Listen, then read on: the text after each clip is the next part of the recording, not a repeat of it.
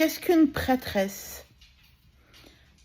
Dans une précédente vidéo, je vous ai expliqué que j'étais prêtresse de la Rose et de la Madeleine.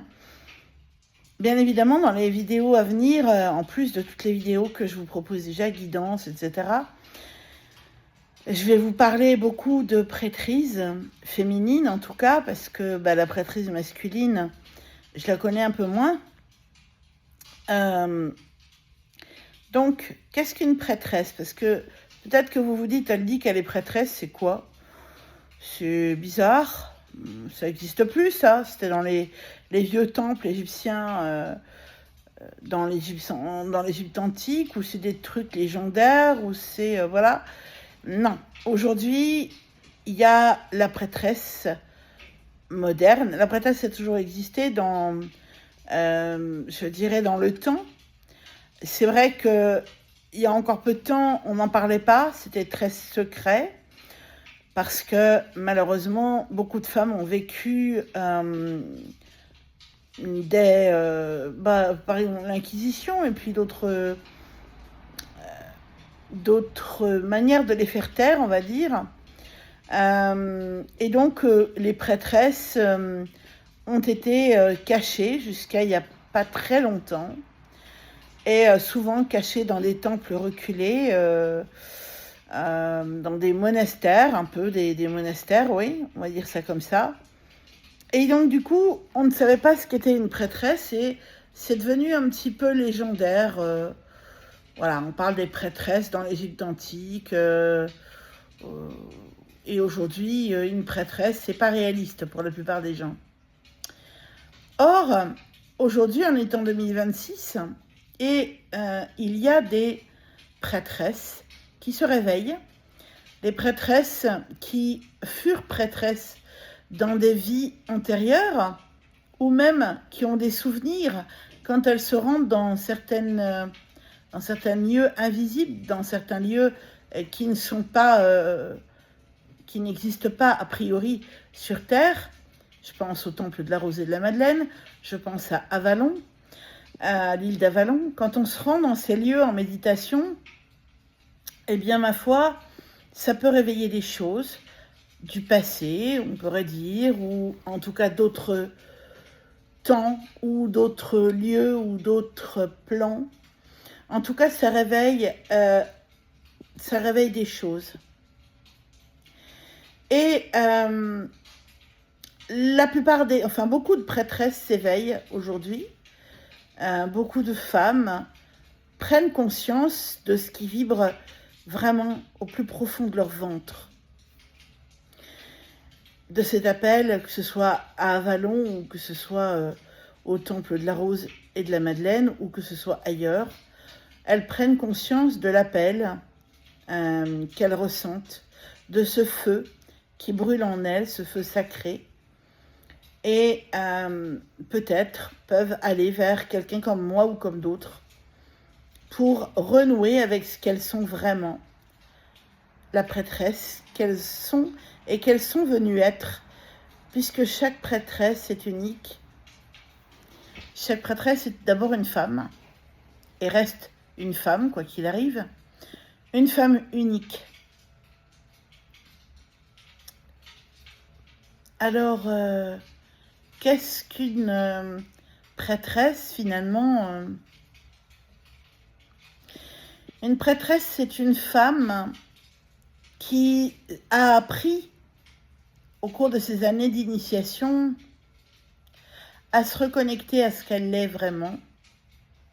D'abord à son corps, à ses cycles féminins, ses lunes, comme on dit, à sa saison intérieure, c'est lié, complètement lié même, mais aussi à sa propre nature, avec ses parts d'ombre, avec ses parts de lumière, avec ce qui fait qu'elle est qui elle est, et pas plus. Une prêtresse, c'est une femme qui a appris à se reconnecter à la nature,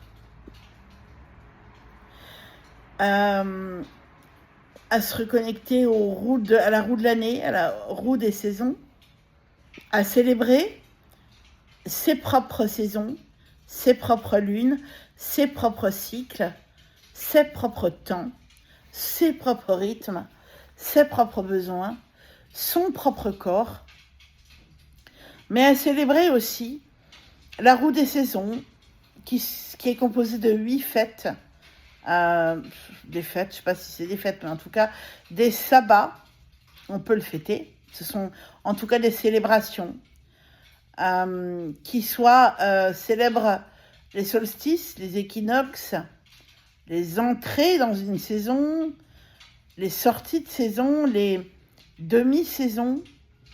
En tout cas, c'est quelque chose qui vient vraiment marquer l'entrée ou la sortie. Forcément, s'il y a entrée, il y a eu sortie, mais un changement intérieur, mais aussi un changement naturel. Une prêtresse, c'est une femme qui a appris à s'intéresser aux plantes, aux éléments, à la terre, à l'eau, au feu, à l'air, et aux êtres concernés par ces éléments, comme les nymphes, les fées, les gnomes, les dévas, etc., etc.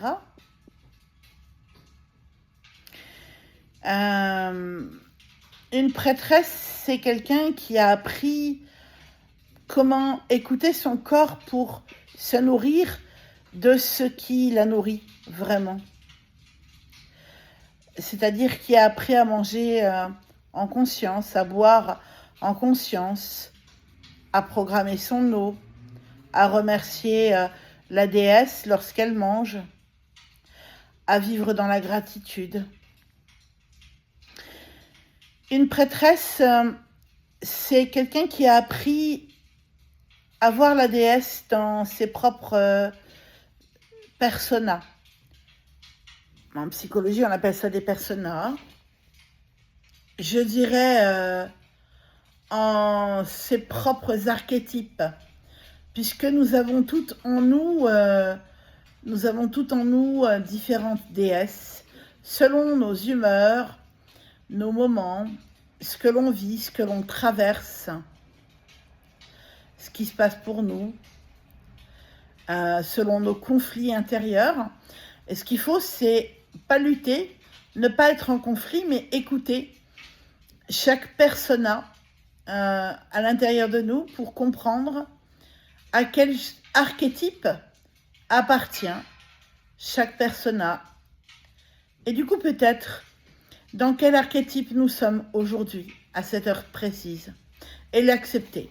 Parfois, on est dans l'archétype de la mère, en étant plutôt dans le soin, dans quelque chose de maternant, d'enveloppant, etc. Parfois, on est plutôt dans l'archétype de la femme sauvage, parce que tout nous saoule, et qu'on a envie d'envoyer tout balancer, tout valdinguer. Et ça, l'archétype de la femme sauvage, elle n'est pas aimée. Hein. La femme, il faut qu'elle soit gentille, qu'elle dise oui à tout. Bon, vous connaissez, je ne vais pas vous l'apprendre. Et la prêtresse, c'est celle qui apprend à connaître tous ces archétypes et à ne pas essayer de fuir ou de changer ça, mais au contraire de les accueillir. Parfois, tantôt, elle peut être femme sorcière, tantôt enchanteresse, tantôt sauvage, tantôt maternante, tantôt femme déesse âgée, donc sage. Elle, en tout cas, elle a en elle tous les archétypes, et on les a tous en nous, mais la prêtresse a appris à les voir et à les comprendre. Une prêtresse, c'est une femme aussi qui a appris à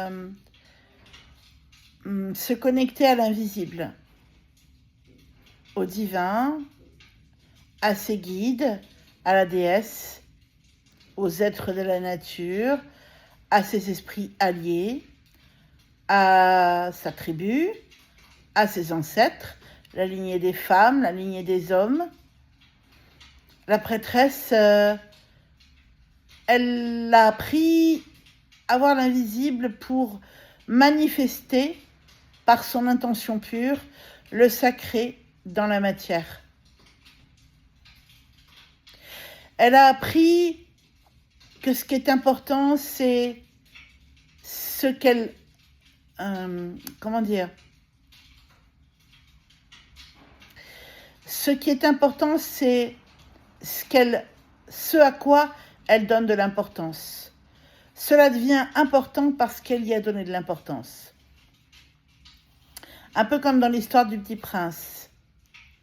Dans l'histoire du Petit Prince, c'est le monsieur qui dit au Petit Prince, « Tu sais pourquoi ta rose est si importante ? Parce que ce à quoi tu as donné de l'importance, c'est ta rose. » Et sacraliser la matière, c'est donner de l'importance à cette matière. Inutile de faire de grands rituels. Les plus simples sont souvent les meilleurs. Une prêtresse, c'est une femme qui sait profondément qu'elle est sorcière, qu'elle est connectée depuis toujours à une sororité, à une lignée, qu'il s'agit de la lignée de la Rose, de la lignée d'Avalon ou d'autres lignées.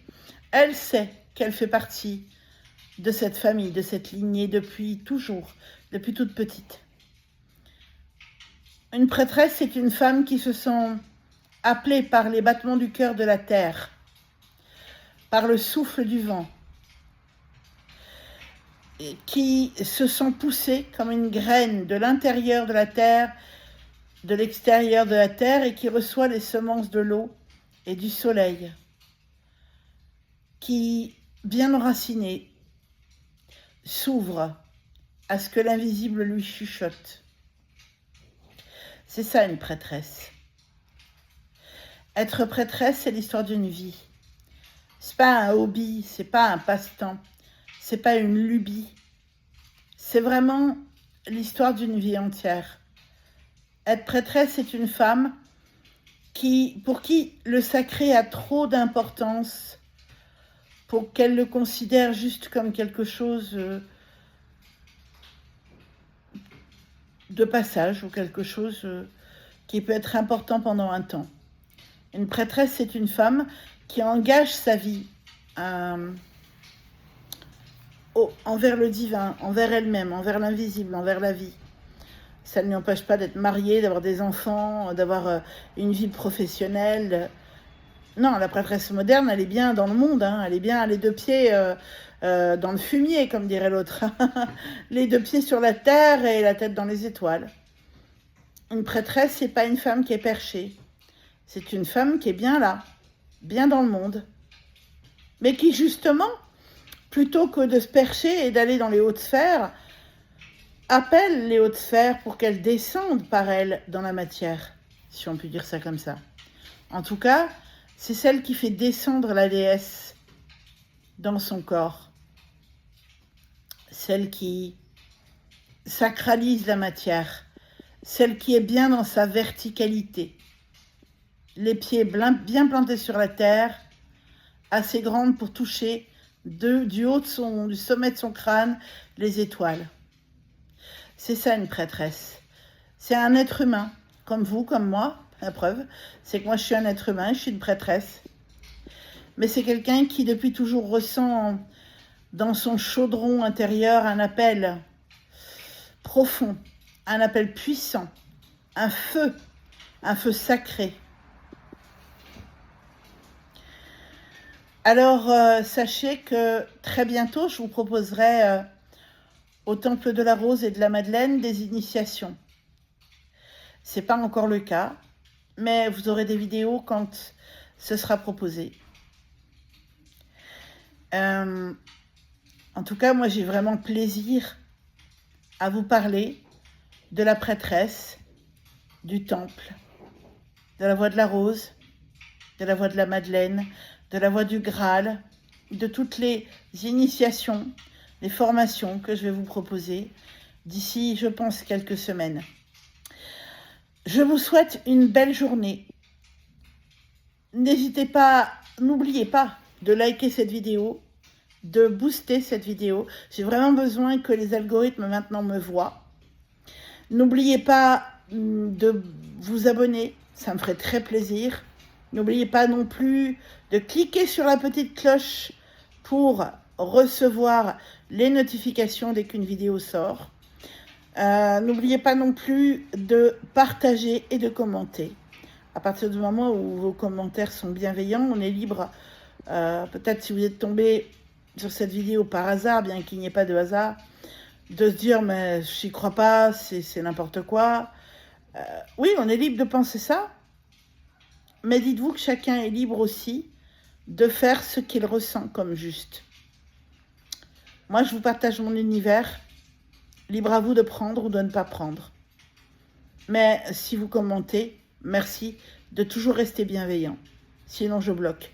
Voilà, je préfère le dire. Belle journée, à bientôt. Au revoir.